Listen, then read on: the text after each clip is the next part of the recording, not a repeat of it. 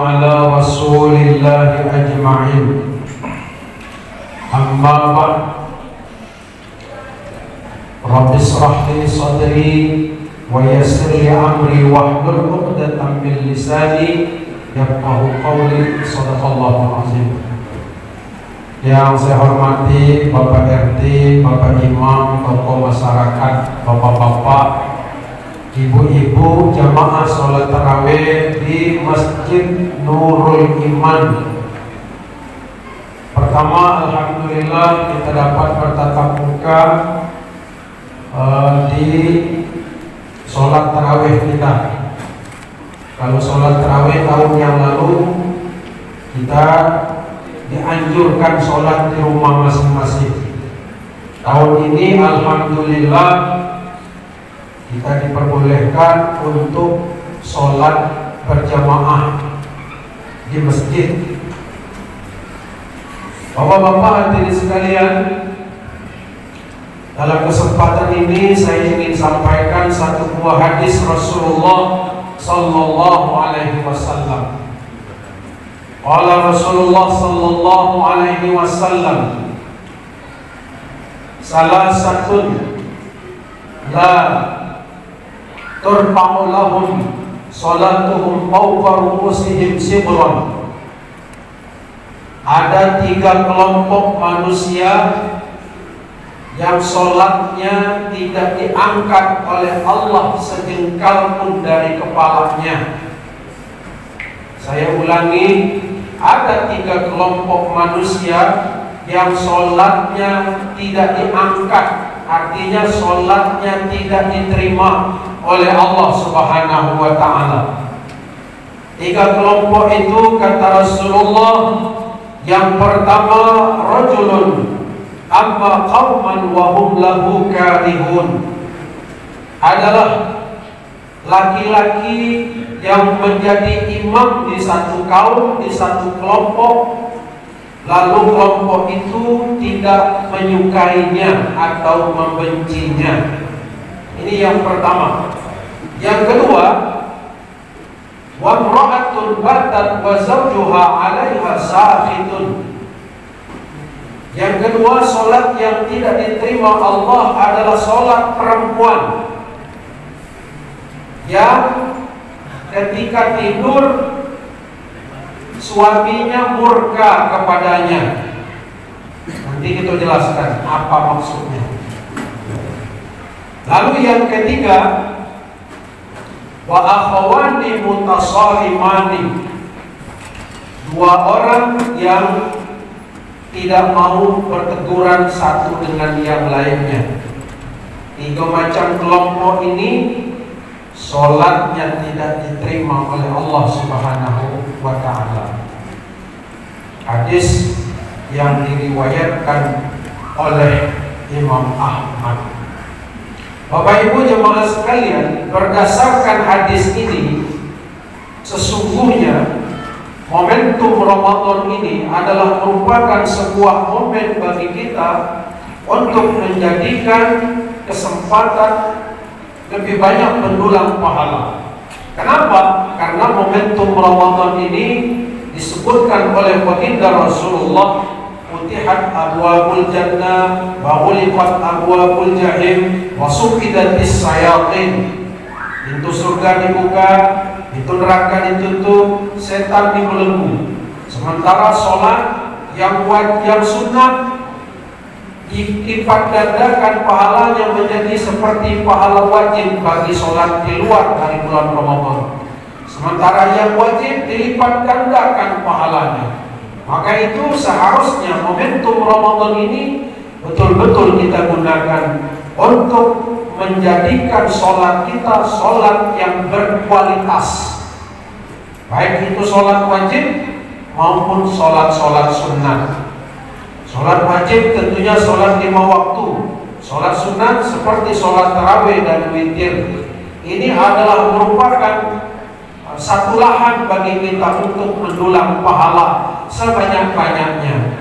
Namun berdasarkan hadis tadi, bapak-bapak, ibu-ibu, bahwa ternyata Ada orang yang sholatnya tidak diangkat oleh Allah ke langit.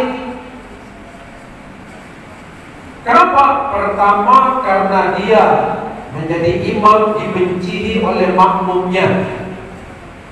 Dalam skala yang kecil adalah imam masjid umpamanya. Nah, imam masjid yang dibenci oleh makmum. Kenapa? Nah, banyak hal, banyak faktor yang menyebabkan makmum benci dengan imam tersebut. Mungkin faktornya adalah imam itu mungkin barangkali ketika sholat dia jadi imam, begitu keluar dari sholat, nah dia tidak lagi mencerminkan sebagai seorang imam. Mungkin perangainya kurang bagus, tidak mencerminkan dia sebagai seorang imam. Nah, pakai celana pendek pula lagi, membuka aurat, padahal dia imam. Udah tuh lah main gaplek pulang lagi, langgan dua ayam pula. Nah, banyak kenalnya tuh. Nah, ini bisa jadi menjadi faktor yang membuat makmum benci kepada imam tersebut. Cuman nak mencegahnya tak bisa. Kenapa? Karena dia dituangkan di masyarakat, disegani, dipanggil orang kiai, dipanggil ustaz. Apa kata dia lah. Tapi makmum kalau dia jadi imam, nggak jadi imam pula beliau. Balik gitu. Kenapa dibenci? Ini faktor pertama. Kadang-kadang dia jadi imam bagus, bacaannya bagus, doanya bagus. Cuma lain pula, ibu-ibu udah senang dengan dia. Kenapa udah senang? Bapak tuh bete. Itu ya. Oh, tuh. Ya kan? Ada ngintip. Nengok-nengok kalau ada ibu-ibu yang jatuh kan. Imam semacam ini yang membuat makmum benci, yang sholatnya tidak diterima oleh Allah Subhanahu wa Ta'ala. Ada lagi faktor lain, faktor memang faktor bacaan. Fatihahnya tidak pas, ya kan? Misalnya dia baca iyyaka na'budu, dia baca iyyaka na'budu saja, tidak pakai tasdid. Seharusnya iyyaka na'budu, malah iyyaka na'budu wa iyyaka nasta'in. Ada tasdid yang tinggal di situ. Kalau tasdid yang tinggal, tidak sah bacaan itu. Tidak sah bacaannya, tidak sah sholat tersebut. Maka imam dibenci oleh makmum karena bacaannya yang tidak pas. Tapi dia masih juga ngotot jadi imam, tidak sadar diri. Itu. Nanti tegur, susah orang tua, sudah biarkan sajalah. Itu kesudahannya kan. Tapi dibenci oleh makmum.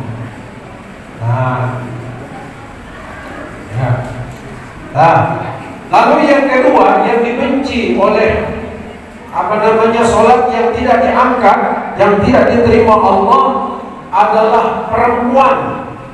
Artinya kaum ibu-ibu atau para istri. Para istri yang ketika tidur suaminya murka kepadanya. Kenapa? Karena tidak memenuhi keinginan suaminya. Itu bacalah bapak menerjemahkan itu kan.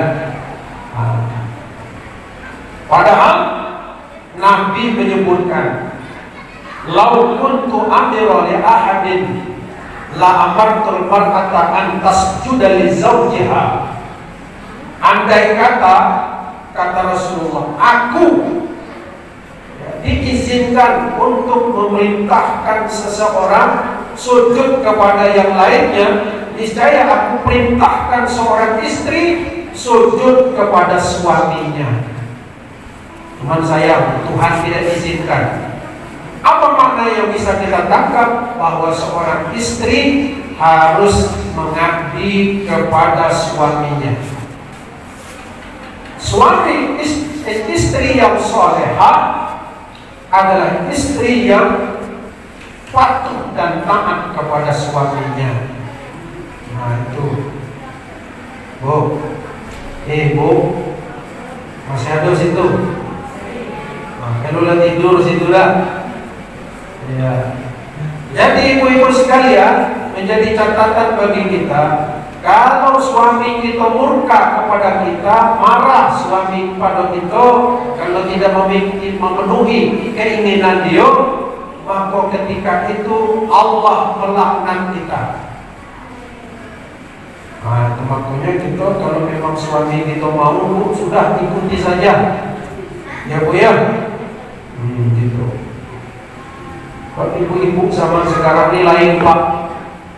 Ibu-ibu zaman sekarang ini dia kadang-kadang lebih patuh dengan laki orang ketimbang laki dia dewe. Kalau dengan laki orang, ibu-ibu zaman sekarang ini lembut niat bahasa Pak ya. Pak RT, nak kemana Pak RT? Wah, lembutnya laki orang dengan laki dewe. Lakinya bertanya dibentaknya. Pantas bapak-bapak zaman sekarang ini lebih banyak mati duluan ketimbang ibu-ibu ya. Kenapa? Karena itu tadi di kantor sudah dimarahi atasan, balik rumah dibentak ini. Tidak sedikit pejabat-pejabat yang di kantornya sangat disegani, sangat tegas, tapi balik ke rumah takut dengan bininya. Gitu. Maka itu ibu-ibu sekalian ingat bahwa suami adalah ganti daripada ayah dan orang tua kita. Maka hormati mereka, ya, ikuti apa yang menjadi kemauannya selagi kemauan itu adalah merupakan kemauan yang dibenarkan dalam syariat. Apabila kemauan yang tidak dibenarkan dalam syariat, maka ibu boleh tidak mengikutinya. Gitu.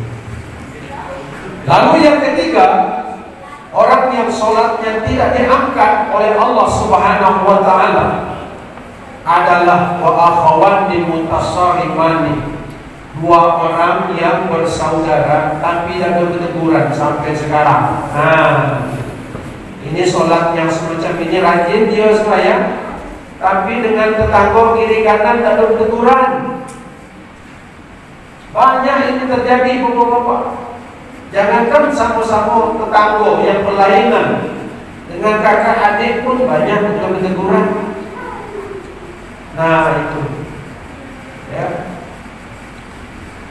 Banyak keterangan-keterangan hadis Nabi yang mengingatkan bagi kita, la yadkhulunal jannah qatimur rahim, tidak akan masuk surga orang yang memutuskan tali silaturahim.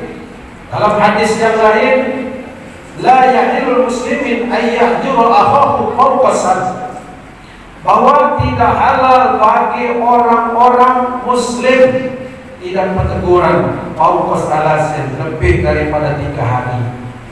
Berarti sebelum 3 hari ya tegurlah. Makanya kita sebelum bulan puasa bapak-bapak, kita sudah disuruh untuk minta maaf kepada yang lainnya, ya Pak ya, ya Bu. Itulah makanya agar supaya apa? Supaya puasa kita ini diterima oleh Allah. Kenapa? Karena Nabi pernah mengaminkan doa malaikat Jibril. Apa kata malaikat Jibril? Ya Allah, hari ini 1 Syawal, jangan kau terima pahala puasa istri yang durhaka kepada suaminya. Amin, kata Nabi. Jadi kalau suami istri tidak berteguran, maka puasa yang tidak diterima, sholatnya tidak diangkat, na'udzubillah min dzalik. Maka itu harus berteguranlah, harus bermaaf-maafan. Sudah itu ya Allah, hari ini 1 Syawal, kata malaikat Jibril, jangan kau terima puasa 2 orang. 1 orang minta maaf, tapi yang lain yang tidak mau memberikan maaf, tidak mau memberikan maaf kepada mereka ini. Bapak-bapak hadirin sekalian, Allah yang tidak menerima puasanya, bahkan tidak menerima sholatnya. Apa makna yang bisa kita tangkap dari hadis ini? Pertama, bapak-bapak hadirin sekalian, kita sebagai makhluk sosial harus kita akur satu yang lainnya. Sebab apa? Al-Muslim akhul Muslim. Kita Muslim sesama Muslim adalah bersaudara. Wabil khusus dalam momentum Ramadan ini kita melaksanakan sholat tarawih. Ini adalah merupakan ajang silaturahim bagi kita. Meskipun kita tidak berjabat tangan, tapi kita bertemu satu dengan yang lainnya sambil mengucapkan salam adalah menunjukkan kita menjalin tali silaturahim. Kemudian yang kedua, bahwa hubungan suami istri harus senantiasa harmonis, apalagi sudah masa-masa tua, masa bagi kita untuk memberikan kenangan manis sehingga berakhir masa usia kita. Dan yang terakhir, bapak-bapak, momentum Ramadan ini jangan biarkan berlalu begitu saja tanpa menghabiskan dosa-dosa kita selama ini. Maka jadikan momentum Ramadan ini adalah untuk menghabiskan, membakar dosa-dosa yang sudah selama ini kita perbuat. Sebab apa? Ramadan itu artinya Ramadan yarmadu Ramadan, artinya bulan pembakar. Apa yang dibakar? Dosa-dosa kita sesama kita dan dosa kepada Allah Subhanahu wa taala. Demikian yang dapat saya sampaikan. Terima kasih atas segala perhatian. Mohon maaf atas segala kekurangan. Wallahu a'lam ila aqwamit thoriq. Assalamualaikum warahmatullahi wabarakatuh.